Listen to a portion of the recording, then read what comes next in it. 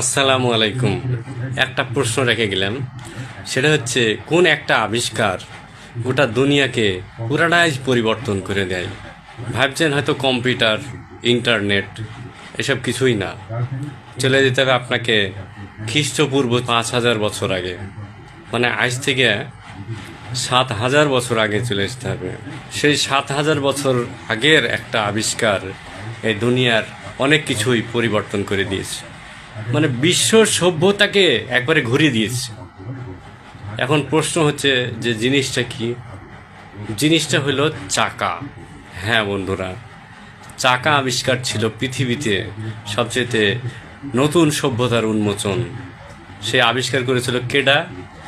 করেছিল একটা কুমোর, মানে যে হাঁড়ি পাতিল মাটি দিয়ে বানায়। সেই কুমোর আগে মাটি দিয়ে একটা চাকা বানিয়েছিল, সেই চাকার উপর বসিয়ে তার হাঁড়ি বানানোটা সুবিধা করে নিয়েছিল।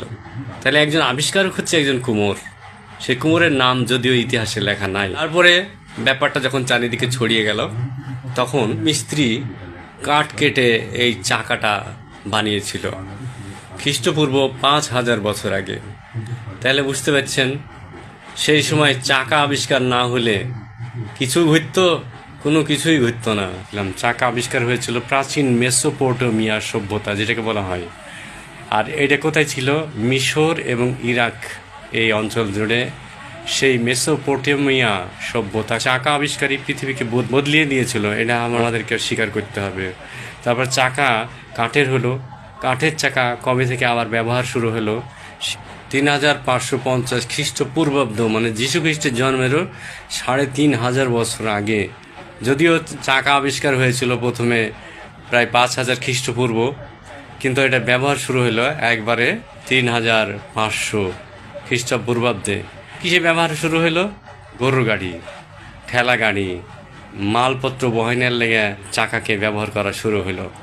আর ভারতবর্ষে আজ থেকে 5,000 বছর আগে, তার আগে ছিল না, চাকা আবিষ্কার হয়েছিল, মানে চাকার যানবাহন তৈরি হয়েছিল। এই যে ভারতে, মহাভারতের যে চাকা দেখা যায় রথের, সেটা ওই 5,000 বছর আগেরই। আর এই চীনে আজ থেকে 4,500 বছর আগে চাকার ব্যবহার শুরু হলো। তো সেই চাকা যদি আপনার আবিষ্কার না হতো, তাহলে কি হতো?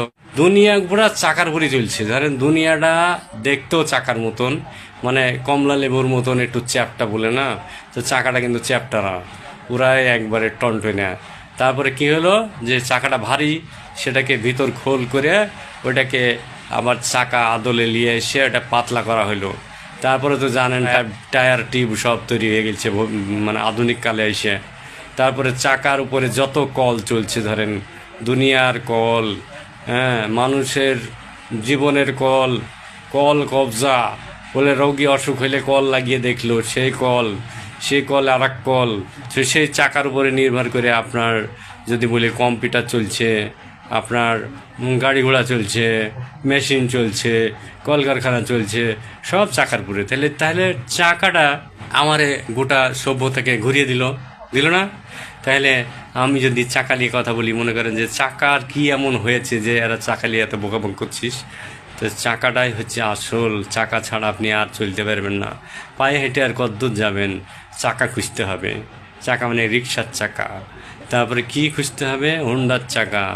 তবে মানুষ সৃষ্টির সেরা জীব, মানুষের ব্রেন থেকে এই সব চাকা এসেছে। আর মানুষের ব্রেনের ভিতরে কিন্তু চাকা ঘুরছে, ঘুরতে ঘুরতেই কোনো একটা জিনিস আবিষ্কার হয়েছে। মেলা যানবাহন হলো, তারপরে হলো সাইকেল আবিষ্কার।